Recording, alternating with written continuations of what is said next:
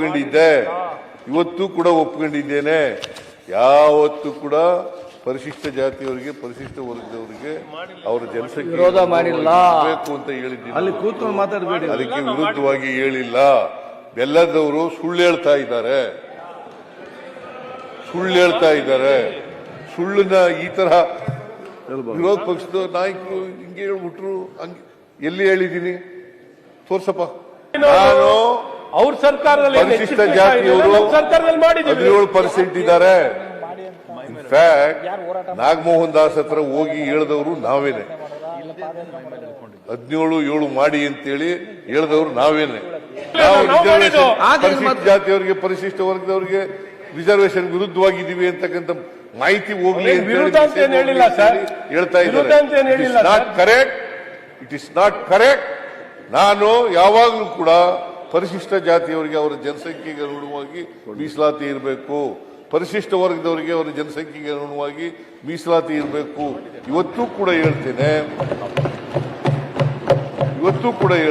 ನಾಳೆನೂ ಕೂಡ ಹೇಳ್ತೇನೆ.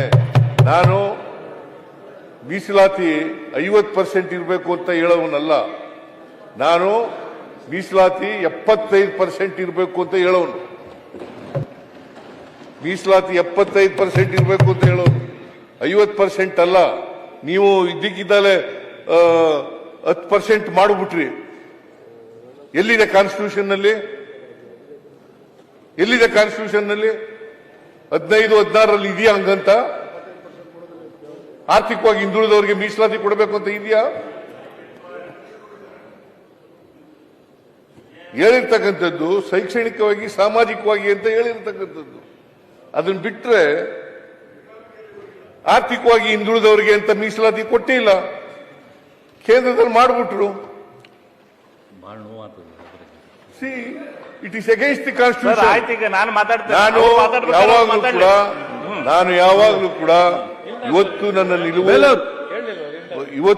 ನಿಲುವು ಇದೆ.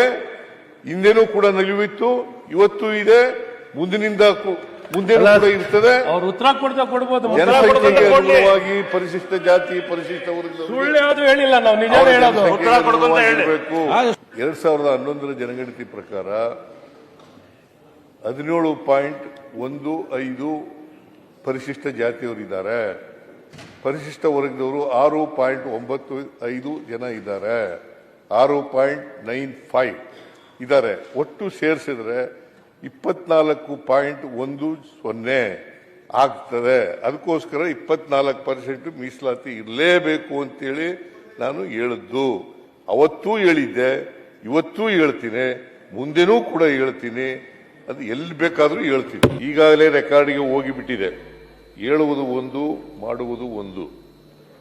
ಇವರ ರಾಜ್ಯಪಾಲರ ಭಾಷಣದಲ್ಲಿ ನಾವು ಪರಿಶಿಷ್ಟ ಜಾತಿ, ಇವರ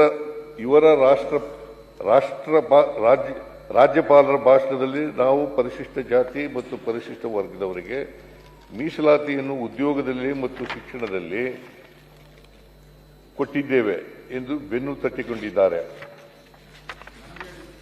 ನಿಮ್ಗೆ ಹೇಳ್ತಾ ಇರೋದು, ಬೆನ್ನು ತಟ್ಟಿಕೊಂಡಿದ್ದಾರೆ. ಪರಿಶಿಷ್ಟ ಪಂಗಡದವರಿಗೆ, ಪರಿಶಿಷ್ಟ ಜಾತಿಯವರಿಗೆ 15-17%, ಪರಿಶಿಷ್ಟ ವರ್ಗದವರಿಗೆ 3-7%. ನೋಯಿಂಗ್ಲಿ ವೆಲ್ 50%ಗಿಂತ ರಿಸರ್ವೇಶನ್ ಹೆಚ್ಚಾಗಬಾರದು ಎಂದು ಇದೆ. 1992ರಲ್ಲಿ ಇಂದಿರಾ ಸಹಾನಿ ಕೇಸ್ನಲ್ಲಿ ಸುಪ್ರೀಂ ಕೋರ್ಟ್ ಡಿಸಿಷನ್ನಲ್ಲಿ ಬಹಳ ಸ್ಪಷ್ಟವಾಗಿ ಹೇಳಿದ್ದಾರೆ, ನೀವು ಮೀಸಲಾತಿಯನ್ನು 50%ಗೆ ಜಾತಿ ಮಾಡಬೇಕಾದ್ರೆ, ಪ್ರೊಟೆಕ್ಷನ್ ಸಿಗಬೇಕಾದ್ರೆ ಕಾನ್ಸ್ಟಿಟ್ಯೂಷನ್ ತಿದ್ದುಪಡಿ ಆಗಬೇಕು. ಕಾನ್ಸ್ಟಿಟ್ಯೂಷನ್ ತಿದ್ದುಪಡಿ ಆಗಬೇಕು. 9th ಶೆಡ್ಯೂಲ್ಗೆ ಸೇರಬೇಕು. ಯಾರು ಹೇಳಿರೋದು ಇದನ್ನ? ನಾನೇ ಹೇಳಿರೋದು. ನೀವು ಕಾನೂನು ಮಾಡಿದ್ದೀರಿ, ಆರ್ಡಿನೆನ್ಸ್ ಮಾಡಿದ್ದೀರಿ, ನಂತರ ಆಲ್ ಪಾರ್ಟಿ ಮೀಟಿಂಗ್ ಕರೆಯಲಾಗಿತ್ತು. ಆಲ್ ಪಾರ್ಟಿ ಮೀಟಿಂಗ್ನಲ್ಲಿಯೇ ಹೇಳಿದೆ, ನೀವು ಇದನ್ನು ಮಾಡುವಾಗ ಮೂಗಿಗೆ ತುಪ್ಪ ಹಚ್ಚುವುದಕ್ಕೆ ಹೋಗಬೇಡಿ. ಇತ್ತೀಚೆಗೆ ನೀವು ಏನು ಮಾಡುತ್ತಿದ್ದೀರಿ ಎಂದರೆ, ಅಟ್ಲೀಸ್ಟ್ ಮೂಗಿಗೆ ತುಪ್ಪ ಹಚ್ಚಿದರೆ ವಾಸನೆ ಬರುತ್ತದೆ ಅಂತ ಎಂದು ಹಣೆಗೆ ತುಪ್ಪ ಹಚ್ಚಿದ್ದೀರಿ. ನೀವು ಹೇಳಿರೋದು, ನಾನು ಹೇಳಿರೋದು ನಿಮಗೆ. ಜೂನ್ 2019 ಆಗ ಸಮ್ಮಿಶ್ರ ಸರ್ಕಾರ ಅಧಿಕಾರದಲ್ಲಿತ್ತು. ಆಗ ನ್ಯಾಯಮೂರ್ತಿ ನಾಗಮೋಹನ್ ದಾಸ್ ಅವರ ಅಧ್ಯಕ್ಷತೆಯಲ್ಲಿ ಒಂದು ಆಯೋಗ ರಚನೆಯಾಯಿತು. ಅವರು 2020 ಜುಲೈ ತಿಂಗಳಲ್ಲಿ ಒಂದು ವರದಿ ಕೊಟ್ಟರು.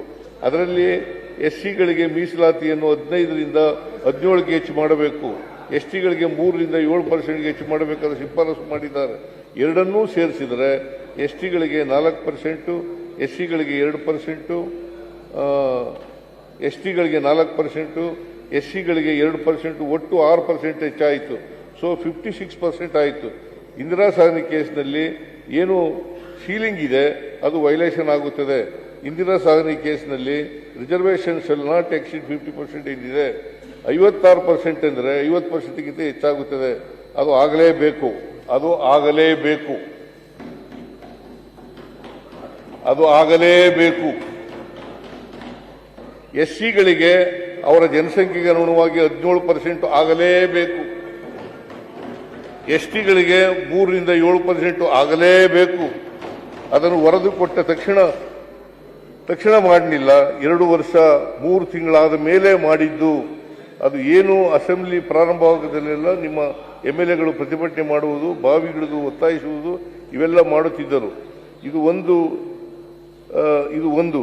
ಎರಡನೇದಾಗಿ ಪರಿಶಿಷ್ಟ ವರ್ಗದ ಬೇಡ ಸಮುದಾಯ, ವಾಲ್ಮೀಕಿ ಸಮುದಾಯ, ಸ್ವಾಮೀಜಿ